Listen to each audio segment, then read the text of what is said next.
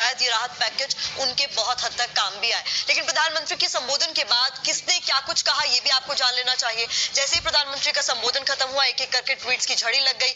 देखिए, गृह मंत्री अमित शाह का क्या ट्वीट है। मोदी सरकार के हर निर्णय में देश और देशवासियों का हित केंद्र में रहा है, ये अमित शाह ने ट्वीट किया। उन्होंने कहा मोदी सरकार के घोषित किए गए 20 लाख करोड़ का विशेष पैकेज इसी का परिचायक है। तो ये उन्होंने कहा, साथ ही लिखा जिसमें देश के गरीब, किसान, मध्यम वर्ग और व्यापारी वर्ग के हित समाहित है।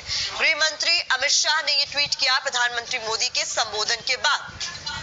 देखिए, वित्त मंत्री निर्मला सीतारमण ने भी बाद में ट्वीट किया। वो ट्वीट किया है वो हम आपको जल्दी से दिखा देते हैं। निर्मला सीतारमण ने ट्वीट करते हुए कहा, भारतीय अर्थव्यवस्था ने विभिन्न आयामों में ताकत हासिल की है। निर्मला सीतारमण ट्वीट में आगे लिखती हैं, हम समग्र परिवर्तन का लक्ष्य रखते हैं, महामारी की चुनौती को अवसर में बदल देंगे। तो कन्विक्शन नजर आ रहा है उनके इस ट्वीट में। और आत्मनिर्भर भारत, हैशटैग आत्मनिर्भर भारत, अलग थलग नहीं बल्कि एकजुट होगा, ये वित्त मंत्री निर्मला सीतारमण ने ट्वीट करके कहा।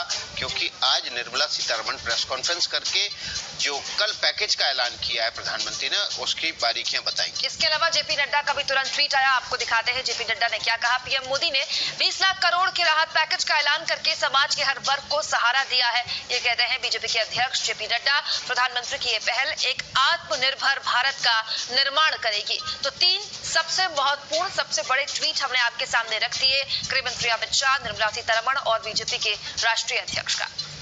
कुल मिलाकर अलग अलग प्रतिक्रियाएं आई, कल अभी भी आएंगी, आज भी आएंगी। महत्वपूर्ण इसलिए भी है कि आज वित्त मंत्री को भी बोलना है। प्रतिभा, देखिए, इसके अलावा रणदीप सुरजेवाला ने क्या कहा ये भी आपको जान लेना चाहिए, क्योंकि प्रधानमंत्री के भाषण के बाद विपक्ष की प्रतिक्रिया भी जानना जरूरी है। आपने संबोधन से मीडिया को खबर बनाने को हेडलाइन तो दे दी, ये रणदीप सुरजेवाला कह रहे हैं, पर देश को मदद की हेल्पलाइन का इंतजार है। तो रणदीप सुरजेवाला ने एक बार फिर से विरोध दर्ज कराया है, बोला है कि प्रधानमंत्री को इसमें और कुछ करना चाहिए था, वादे से हकीकत तक का सफर पूरा होने का इंतजार रहेगा। तो रणदीप सुरजेवाला यहाँ पर क्या कह रहे हैं ये हमने आपको बताया। ये ट्वीट किया उन्होंने प्रधानमंत्री के संबोधन के बाद।